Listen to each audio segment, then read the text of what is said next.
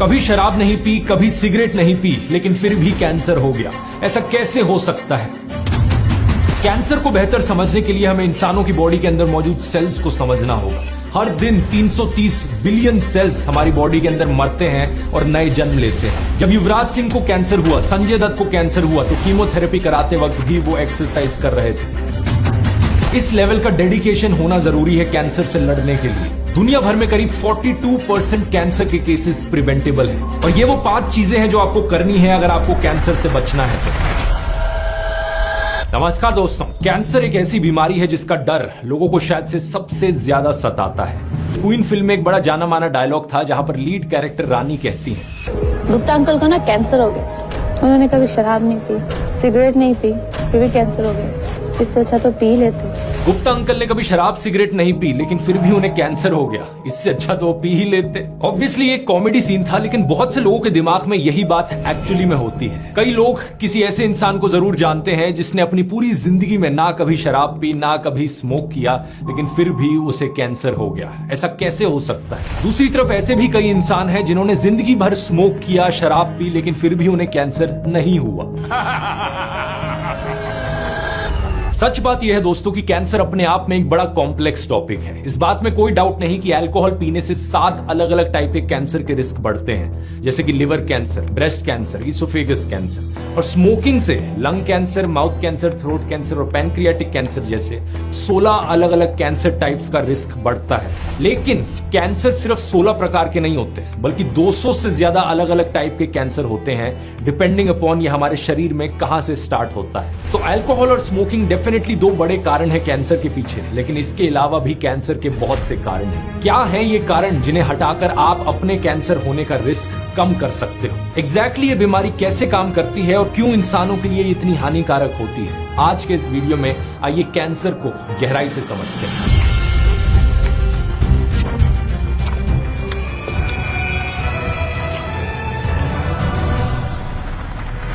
एक छोटा सा बच्चा जिसका नाम चिराग है, उसके पेरेंट्स ने उसका रूटीन चेकअप करवाया तो पता चला कि हीमोग्लोबिन लेवल बहुत कम था। एक टेस्ट से पता चला कि चिराग को थैलेसीमिया मेजर नाम का एक ब्लड डिसऑर्डर है। It was a random test by which we came to know that he is thalassemia major, and then the life took a turn.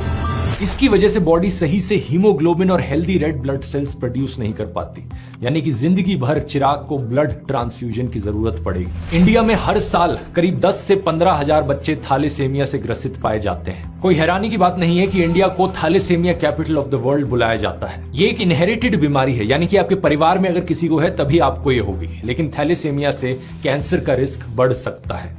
2015 में ताइवान में एक स्टडी करी गई थी जिसने बताया कि जनरल पॉपुलेशन के मुकाबले थैलेसीमिया के पेशेंट्स में 52% ज्यादा कैंसर होता है। हर 3 हफ्ते में जब चिराग को ट्रांसफ्यूजन के लिए अस्पताल ले जाया जाता तो वो अपने पेरेंट्स से पूछता कि मेरे दोस्त तो हॉस्पिटल नहीं जाते, मुझे ही क्यों ले जाया जा रहा है? My friends doesn't go any hospital. Why always I had to go?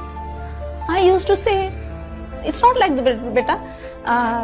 They also go for fever, something and all like that only. So he was very small, so okay mama, okay fine. लेकिन जब चिराग 7-8 साल का हुआ तो कुछ उसे समझ आने लगा कि उसके साथ ही कोई इशू है, जिसकी वजह से उसे हर 3 हफ्ते में हॉस्पिटल जाना पड़ता है। एक दवाई के साथ चिराग उस ट्रांसफ्यूजन प्रोसीजर के साथ एडजस्ट करने लगा।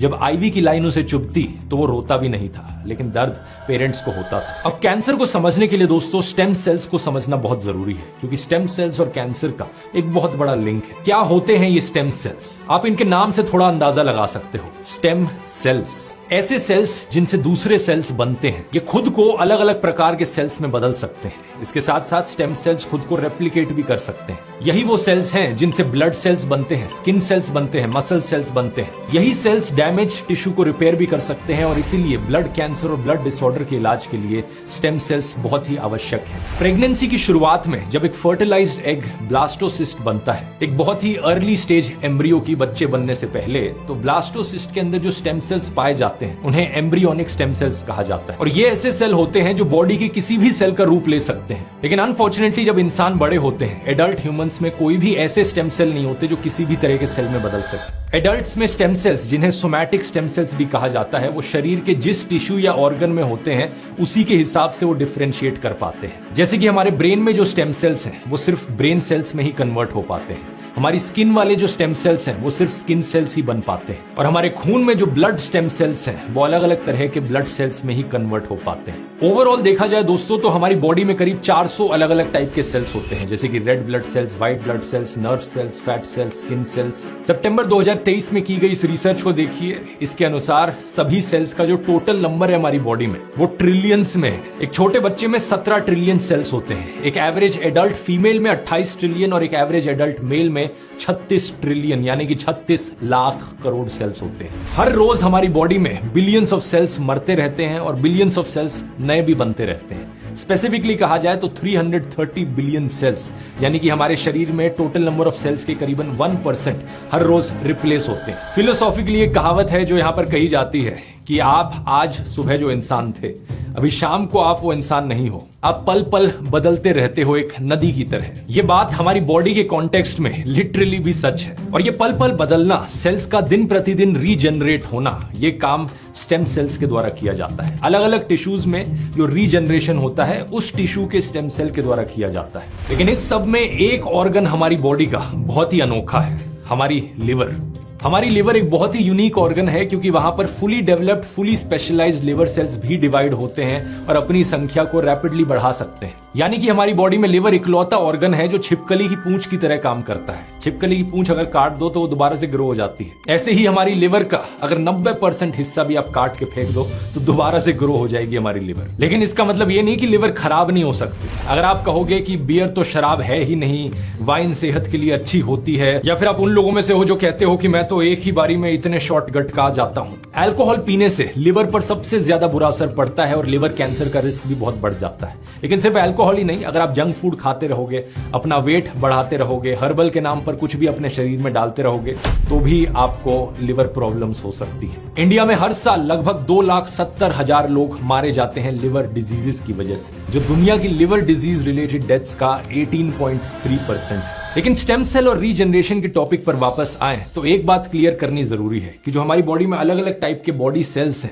उनका खुद को रिन्यू करने का, रीजनरेट करने का जो रेट है वो भी अलग अलग होता है। जैसे कि मई 2008 की इस मेजर स्टडी ने बताया कि हर साल बॉडी के 10% फैट सेल्स रिप्लेस होते हैं। इसका मतलब बॉडी के अंदर सारे फैट सेल्स को रिप्लेस करने में करीब 10 साल का समय लगता है। एक बड़ा इंटरेस्टिंग साइड टॉपिक है यहाँ पर कि क्या हमारे ब्रेन सेल्स भी रीजनरेट कर सकते हैं। इस पर काफी समय से साइंटिफिक डिबेट रही है। माना जाता है कि हमारे दिमाग में ज्यादातर न्यूरॉन्स हमारे बर्थ के समय तक ही बन जाते हैं, करीब 100 बिलियन न्यूरॉन्स। लेकिन रीसेंट रिसर्च ने इंडिकेट किया है कि एक लिमिटेड न्यूरोजेनेसिस यानी कि ब्रेन सेल्स का रीजनरेट होना दिमाग के केवल 2 हिस्सों में देखा गया है। एक है हिपोकैम्पस जो हमारी मेमोरीज, लर्निंग और इमोशंस में इन्वॉल्व होता है, और दूसरा ऑल्फैक्टरी बल्ब जो स्मेल करने के लिए रिस्पॉन्सिबल है। In the hippocampus and in the olfactory bulb, there are 2 regions where new neurons are made throughout life.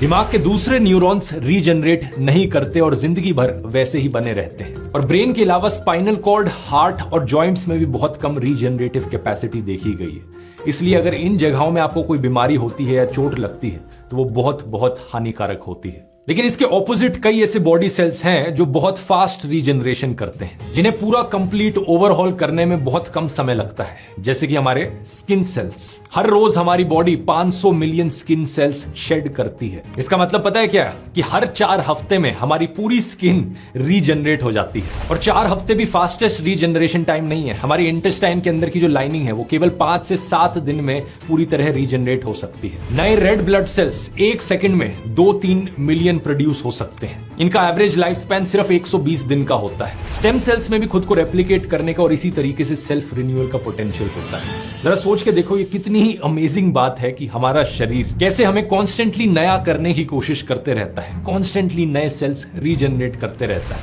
यही कारण है कि अगर आप कहीं गिर जाते हैं, खरोंच लग जाती है, तो कोई बड़ी चीज नहीं, क्योंकि आपके स्किन सेल्स रीजनरेट हो जाते हैं। अगर आप ब्लड डोनेट करते हैं अपना, तो ब्लड वॉल्यूम यानी कि प्लाज्मा केवल 24 घंटे में रिस्टोर हो जाता है। जितने ही रेड ब्लड सेल्स आपने किसी और को दिए, 4 से 6 हफ्ते में वो वापस आ जाते हैं। ये पूरा मामला है रिप्लेनिशमेंट का, रिपेयर का और रीजनरेशन का। लेकिन अगर ऐसा हो कि किसी सेल में जीन डैमेज हो जाए, तो क्या होगा? अगर आपको याद हो, एवोल्यूशन वाले वीडियो में मैंने समझाया था कि डीएनए, जीन्स और जीन म्यूटेशंस क्या होती हैं। जीन को एक तरह से प्रोग्राम की तरह समझ सकते हो, जिनमें डिटेल्ड सेट ऑफ इंस्ट्रक्शंस होती हैं सेल के लिए। अगर सेल्स की जीन्स में कुछ बदलाव आ जाता है या कोई एरर आ जाता है तो इसे म्यूटेशन कहा जाता है, और इसकी वजह से सेल ग्रोथ डिस्टर्ब हो सकती है। ऐसी सिचुएशन के लिए हमारी बॉडी के पास कुछ ऑप्शंस अवेलेबल होते हैं, कुछ मैकेनिज्म्स हमारी बॉडी के अंदर जो जीन डैमेज के खिलाफ फाइट करते हैं। जैसे कि P53 ट्यूमर सप्रेसर जीन, ये एक सिक्योरिटी गार्ड की तरह है। ये वाली जीन जो प्रोटीन प्रोड्यूस करती है वो डैमेज्ड जीन को रिपेयर करने का काम कर सकता है। इसी तरीके से एक जीन होती है जो फिल्टर की तरह काम करती है। अगर कोई सेल बहुत पुराना या डैमेज्ड हो जाए तो जीन उसे मरने की इंस्ट्रक्शन दे देती है। इस प्रोसेस को प्रोग्राम्ड सेल डेथ या अपोप्टोसिस कहा जाता है। सेल से वहां पर लिटरली कहा जा रहा है कि भाई तुम्हारा काम खत्म हो गया, अब गायब हो जाओ यहां से। दूसरी कुछ और जीन्स हैं जो मैकेनिक की तरह काम करती हैं, डैमेज्ड जीन्स को रिपेयर करने का काम करती हैं। तो मोटे मोटे तौर पर देखा जाए, अगर हमारे सेल्स में कोई डैमेज पहुंच रहा है तो हमारी बॉडी के पास सिक्योरिटी गार्ड जीन्स है, फिल्टर जीन्स है, मैकेनिक जीन्स है। इन सब के द्वारा हमारे डैमेज्ड सेल्स को बढ़ने से रोका जा सकता है, रिपेयर किया जा सकता है या उन्हें बॉडी से हटाया भी जा सकता है। लेकिन सोचने वाली बात यह है कि तब क्या होगा अगर ये वाली जीन्स ही अपने आप में डैमेज हो जाए तो? ये सिक्योरिटी गार्ड, फिल्टर और मैकेनिक ही डैमेज हो जाए, फिर कौन इनके काम संभालेगा? अनफॉर्चुनेटली कोई नहीं, और ऐसी ही सिचुएशन को कैंसर कहा जाता है। Cancer. We're going to cure cancer. Mutation की वजह से अगर किसी सेल की जीन डैमेज हो जाए और वो अनकंट्रोल्ड तरीके से ग्रो करने लगे, फैलने लगे, तो ऐसे सेल को कैंसर सेल बुलाया जाता है। कैंसर सेल्स इतने आउट ऑफ कंट्रोल हो जाते हैं कि वो नॉर्मल हेल्दी सेल्स के रास्ते में भी रोड़ा अटका देते हैं। इन कैंसर सेल्स में अक्सर ये भी काबिलियत होती है कि ये दूसरे टिश्यूज को इन्फिल्ट्रेट कर सके। यही कारण है कि कैंसर बॉडी के किसी एक हिस्से से शुरू होता है, लेकिन धीरे धीरे अगर उसे रोका ना गया तो बॉडी के और पार्ट्स में भी फैलने लग जाता है। जब एक बॉडी पार्ट से आया कैंसर सेल बॉडी के दूसरे पार्ट्स में फैलने लगता है तो इस प्रोसेस को मेटास्टेसिस करके बुलाया जाता है। हमारे शरीर की नॉर्मल फंक्शनिंग पूरी तरीके से डिस्टर्ब हो जाती है इसकी वजह से। ऐसे जीन डैमेजेस होने के पीछे एग्जैक्टली क्या कारण होते हैं और इनसे कैसे बचा जा सकता है, इसकी बात वीडियो के एंड में करेंगे। अभी बात करते हैं ट्रीटमेंट की। कैंसर की सबसे फेमस ट्रीटमेंट होती है कीमोथेरेपी। इन कैंसर सेल्स को खत्म किया जाना किसी पावरफुल केमिकल की मदद से, इसी प्रोसेस को कीमोथेरेपी कहा जाता है। इस प्रोसेस की सबसे बड़ी प्रॉब्लम यह है कि ये पावरफुल केमिकल्स कैंसर सेल्स को तो मार देते हैं, लेकिन साथ ही साथ कुछ अच्छे हेल्दी सेल्स को भी खत्म कर देते हैं। कीमोथेरेपी के केमिकल्स उन सेल्स को टारगेट करते हैं जो डिवीजन के प्रोसेस के बीच में होते हैं। तो जो भी फास्ट रीजनरेटिंग हेल्दी सेल्स हैं बॉडी के, कैंसर सेल्स के साथ साथ उन पर भी हमला होता है। यही कारण कि जो लोग कीमोथेरेपी करा रहे होते हैं वो लोग अक्सर गंजे हो जाते हैं, क्योंकि हमारे हेयर फॉलिकल सेल्स बड़े ही फास्ट रीग्रोइंग सेल्स हैं। साथ ही साथ मैंने क्या कहा था, हमारी इंटेस्टाइन के अंदर जो सेल्स हैं वो भी बड़ी जल्दी जल्दी रीग्रो करते हैं। इसलिए कीमोथेरेपी के दौरान डाइजेस्टिव प्रॉब्लम्स होती हैं, वॉमिटिंग आती है, डायरिया आता है। इसके अलावा हमारे बोन मैरो सेल्स भी डिस्ट्रॉय हो जाते हैं। बोन मैरो हमारी हड्डियों के अंदर पाया जाने वाला सॉफ्ट स्पॉन्जी टिश्यू होता है। एक होता है येलो बोन मैरो, जहां ऐसे स्टेम सेल्स होते हैं जो फैट, कार्टिलेज या बोन सेल्स बन जाते हैं। दूसरा होता है रेड बोन मैरो, जहां ब्लड स्टेम सेल्स होते हैं जो red blood cells, white blood sales या प्लेटलेट्स बन जाते हैं। तो क्योंकि मैंने कहा था हमारे ब्लड सेल्स भी बड़े फास्ट रीग्रोइंग सेल्स हैं, तो कीमोथेरेपी की वजह से ये भी डैमेज हो जाते हैं। रेड ब्लड सेल्स की कमी की वजह से एनीमिया हो सकता है, हीमोग्लोबिन लेवल अक्सर नीचे गिर जाता है। प्लेटलेट्स जो होते हैं वो ब्लड क्लॉटिंग में मदद करते हैं। जब हमें चोट लगती है, कहीं पे वुंड आता है, तो ये आकर उस वुंड को हील करते हैं, लेकिन अगर ये कम होंगे तो एक्सेसिव ब्लीडिंग होगी वुंड में। व्हाइट ब्लड सेल्स हमारी इम्यूनिटी में मदद करते हैं। अगर हमें सर्दी जुकाम हो गया तो उससे फाइट बैक करते हैं वो। लेकिन कीमोथेरेपी की वजह से अगर व्हाइट ब्लड सेल्स कम होंगे तो बाकी और बीमारियों के होने के चांस भी बढ़ जाते हैं। इसलिए डॉक्टर सजेस्ट करते हैं कीमोथेरेपी के दौरान बैलेंस्ड न्यूट्रिशियस डाइट होनी चाहिए, अच्छी नींद पूरी करनी चाहिए, आपको स्ट्रेस से दूर रहना चाहिए, रेगुलर हैंड वॉशिंग करनी चाहिए, मास्क पहनना है, फूड हाइजीन की मदद से बैक्टीरियल और वायरल इन्फेक्शन से बचा जाए, रेगुलर एक्सरसाइज करनी बहुत जरूरी हो जाती है। बॉलीवुड एक्टर संजय दत्त का जब कैंसर ट्रीटमेंट हुआ था तो उनकी ऑन्कोलॉजिस्ट डॉक्टर सेवंती लिमाई ने बताया कि कीमोथेरेपी वाले दिन पर भी वो ट्रेडमिल पर दिखते थे, 1 घंटा एक्सरसाइज करते थे। शायद यही कारण कि आज वो इतने अच्छे से रिकवर कर पाए हैं। अब मान लीजिए कीमोथेरेपी से कैंसर सेल्स तो खत्म हो गए, लेकिन सवाल आता है कि अब जो हेल्दी ब्लड सेल्स डिस्ट्रॉय हुए हैं उन्हें कैसे रिस्टोर किया जाए। इसके लिए किया जाता है स्टेम सेल ट्रांसप्लांट, जिसे बोन मैरो ट्रांसप्लांट भी कहा जाता है। ये ब्लड कैंसर और ब्लड डिसऑर्डर पेशेंट्स के लिए एक ट्रीटमेंट का ऑप्शन होता है। कुछ केसेस में इंसान के खुद के कुछ हेल्दी स्टेम सेल्स ही उसको दिए जा सकते हैं। ऐसे केस में इसे कहा जाता है autologous stem cell transplant. Patient की एक बाह से खून जाता है एक एफरेसिस मशीन में, स्टेम सेल्स को यहां पर अलग किया जाता है और बचा हुआ खून दूसरी बाह से वापस दिया जाता है। कीमोथेरेपी से कैंसर सेल्स को खत्म किया जाता है और इसके बाद उन स्टेम सेल्स को वापस दिया जाता है। कई केसेस में दूसरे डोनर की जरूरत पड़ती है क्योंकि पेशेंट की खुद की बॉडी में बोन मैरो की पर्याप्त मात्रा ही नहीं होती, हेल्दी ब्लड सेल्स मिल ही नहीं पाते उतने। ऐसे केस में इसे कहा जाता है एलोजेनिक स्टेम सेल ट्रांसप्लांट। जिस तरह ब्लड लेने के लिए डोनर के साथ आपका ब्लड ग्रुप मैच करना जरूरी है, इसी तरह स्टेम सेल्स लेने के लिए मैच करना जरूरी है आपका HLA टाइपिंग। इसका फुल फॉर्म होता है ह्यूमन ल्यूकोसाइट एंटीजन टाइपिंग। ज्यादा डिटेल्स में जाए बिना ये जान लीजिए कि HLA इम्यून सिस्टम का एक इंपॉर्टेंट हिस्सा होता है। आपके भाई या बहन के साथ आपका HLA टाइपिंग परफेक्टली मैच करे, इसकी प्रोबेबिलिटी 25% होती है। आपके पेरेंट्स के साथ ये कभी मैच नहीं कर सकता क्योंकि एक हिस्सा आपके एक साइड के पेरेंट्स से आता है, दूसरा हिस्सा दूसरी साइड के पेरेंट्स से। तो अगर भाई बहन के साथ कोई मैच ना निकले तो किसी अनरिलेटेड इंसान से आपको HLA टाइप मैच कराना होता है और ये परफेक्ट मैच होने का चांस बहुत बहुत कम हो जाता है। 1 लाख में से 1। दुनिया में हर 1 लाख लोगों में से एक ही इंसान ऐसा मिलेगा जिसके साथ आपका HLA टाइप मैच कर रहा हो। कैसे ढूंढे जाए मैचिंग डोनर्स ऐसे केस में? अब आते हैं जीन डैमेज के कारणों पर। आखिर क्या कारण है कि कुछ सेल्स में इस तरीके का जीन डैमेज हो जाता है? 3 मेन कारण बताए जाते हैं। सबसे पहला है इनहेरिटेड म्यूटेशन, कि आप म्यूटेटेड जीन के साथ ही पैदा हुए हो। ऐसा यूजुअली तब होता है जब आपने अपने पेरेंट्स से इस डैमेज्ड जीन को इनहेरिट किया हो। कुछ केसेस में तब भी हो सकता है जब आप एम्ब्रियो थे और वहां पर ये म्यूटेटेड जीन डेवलप हो गया। दुनिया में टोटल कैंसर केसेस में से लगभग 5 से 10% cancer cases inherited mutated genes की वजह से होते हैं, यानी कि बचपन से ही ये जीन्स आपके अंदर होती है। दूसरा कारण है एज। आपकी उम्र के साथ साथ जीन्स वेयर आउट होने लग जाती हैं, इसलिए ज्यादा उम्र के लोगों में ज्यादा कैंसर के केसेस देखने को मिलते हैं। कैंसर रिसर्च यूके की इस रिपोर्ट को देखिए। 2017 से 2019 तक जो कैंसर के केसेस देखे गए उनमें से 90% केसेस 50 साल या इससे ज्यादा उम्र के लोगों में थे। उम्र के हिसाब से 1 लाख लोगों में से कितने लोगों को कैंसर होगा, ये इंसिडेंस भी आप इस ग्राफ में देख सकते हैं कि कैसे कर्व ऊपर जा रहा है और मैक्सिमम इंसिडेंस 85 to 89 ईयर्स वाले इंटरवल में देखने को मिलता है, यानी 80-90 साल की उम्र में सबसे ज्यादा चांस होता है कैंसर होने का। ऐसा इसलिए है क्योंकि जीन डैमेज समय के साथ साथ बिल्डअप होता रहा है। या तो आपकी यंग एज में ही डेथ हो गई डेंगू या मलेरिया की वजह से, या फिर आप इतनी लंबी उम्र जिए कि आप एक कैंसर पेशेंट बन गए।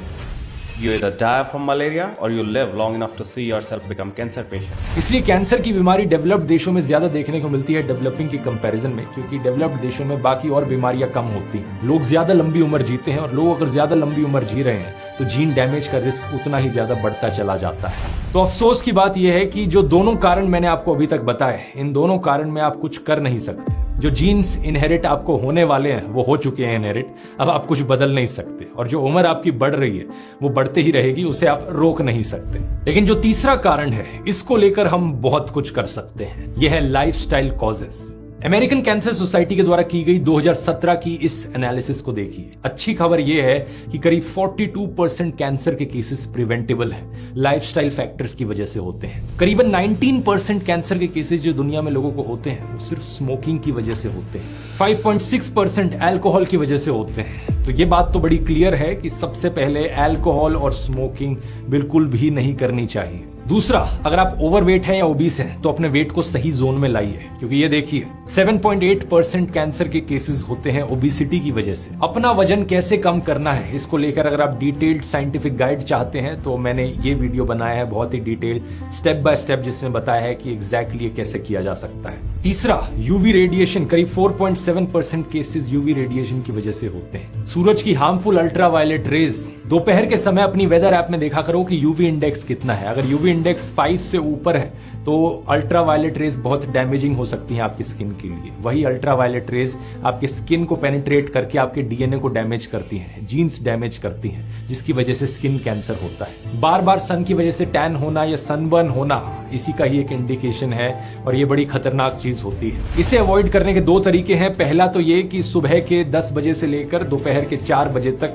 बाहर मत निकलो धूप में। ये वो समय है जब यूवी इंडेक्स सबसे ज्यादा होता है, स्पेशली समर्स के समय में। विंटर्स में इतना ज्यादा नहीं होता, तो सुबह या शाम में ही धूप के मजे लिया करो। और दूसरा ये कि अगर आपको एक्चुअली में इस टाइम के बीच में बाहर निकलना है धूप में तो सनस्क्रीन लगानी बहुत जरूरी चीज है। चौथा, करीब 5% कैंसर केसेस होते हैं फिजिकल इनएक्टिविटी और पुअर डाइट की वजह से। अपनी डाइट से प्रोसेस्ड खाने को और एडिड शुगर को बाहर निकालो और जितने ज्यादा अलग अलग प्रकार के, अलग अलग रंग के vegetables, fruits, berries, nuts, seeds, herbs, whole grains, beans, milk, egg, ये सब शामिल करो। जो पैकेज्ड खाना होता है उसमें अक्सर ऐसे केमिकल्स डले होते हैं जो कार्सिनोजेनिक होते हैं, जिनसे कैंसर होने का रिस्क बढ़ता है, लेकिन अक्सर ये चीजें काफी टाइम बाद ही पता चलती हैं। जैसे कि ब्रेड वाले वीडियो में मैंने बताया था कि पोटेशियम ब्रोमेट एक बड़ा ही फेमस एडिटिव जो ब्रेड में डाला जाता था, बहुत समय तक उसे इस्तेमाल किया जाता था दुनिया भर में, और सिर्फ पिछले 10-20 सालों में ही पता चला कि एक्चुअली में तो ये कार्सिनोजेनिक है। ब्रेड बनाने वाली कंपनीज ने कहा कि अब से हम ये नहीं डालेंगे,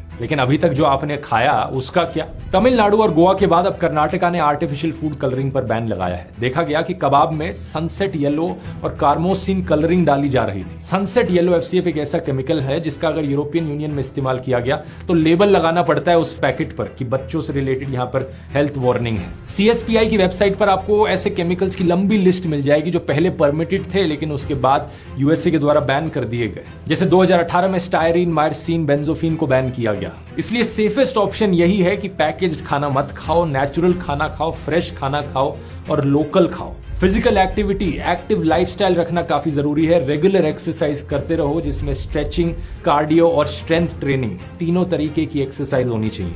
स्ट्रेचिंग बड़ा ऑब्वियस है जिसमें आप मसल्स को स्ट्रेच करते हो। कार्डियो वो एक्सरसाइज जैसे कि रनिंग या स्विमिंग जहां पर आपकी हार्ट बीट ऊपर होती है, और स्ट्रेंथ ट्रेनिंग जहां पर वेट लिफ्टिंग की जाती है। फिर आता है एनवायरमेंटल एक्सपोजर का एक एंगल, एयर पोल्यूशन और कई सारे पेस्टिसाइड्स जिनका इस्तेमाल किया जाता है जो कार्सिनोजेंस होते हैं। आपके वर्किंग एनवायरनमेंट में कहीं benzene, asbestos, vinyl chloride, arsenic, इनका तो इस्तेमाल नहीं किया जा रहा है क्योंकि international agency for research on cancer के अकॉर्डिंग ये सारे के सारे ह्यूमन कार्सिनोजेंस की कैटेगरी में आते हैं। पेस्टिसाइड्स और फर्टिलाइजर्स के एक्सपोजर से कैंसर हो सकता है, और एयर पोल्यूशन तो आपके हाथ में नहीं है, लेकिन अपना एक्सपोजर जितना हो सके उतना कम करना चाहिए। फिर आता है दोस्तों एक बहुत बड़ा फैक्टर जो डेवलपिंग कंट्रीज में स्पेशली 20 से 25% कैंसर केसेस के पीछे रिस्पॉन्सिबल है, और ये कारण है वायरसेस।